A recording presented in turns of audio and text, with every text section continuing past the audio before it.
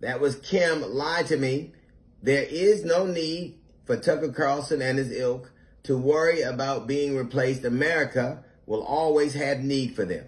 Men like them are enshrined all throughout America. They're on the 1,700 monuments that America has to soldiers of the Confederacy. They're on the racists like him litter our money. Our schools, our parks are named after men like him. Men who thought this country just belonged to them.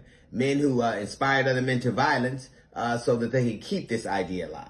America will always have use for them.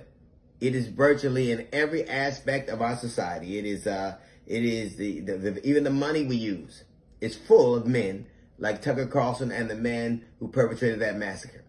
The idea that you could be replaced I will tell you what, the people who thought like you 200 years ago, who acted like you 200 years ago, would be proud of you. It's almost like they're channeling you. Sure, you don't ride around and would write with sheets over your face, and you're not a night rider. You go to work in a well-lit studio with tasseled loafers, but you still espouse the same hate. You are the 2.0 version of them. You do not have to worry about being replaced. And the young man who you weaponized and went out and slaughtered those people, he too channels those very people. The very people are the monuments that you fight to keep in our view. You do that because they are like you.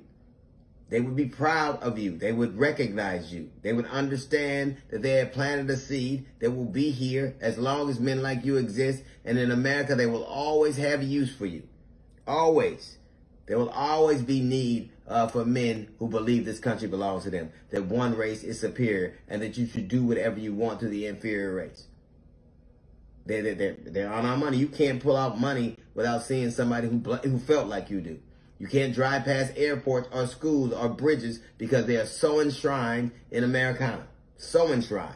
Brutal men like that have always existed. You need them. They're the people that whose memory you try to keep alive. Even now, when we're rolling back protections, the Roe versus Wade, they're going back to those men like that, who thought the way you do. And the young man you weaponized and slaughtered all those people, they would rejoice in what you have done. Because they recognize, just like you, that they will always exist in this country. Right now, most people would never act like you act, but they feel that your objectives are appropriate.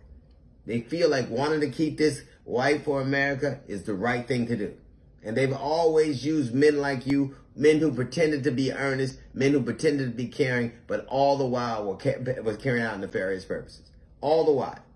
You don't have to worry about a man like you, or the man who perpetrated that murder. You don't have to worry about being replaced.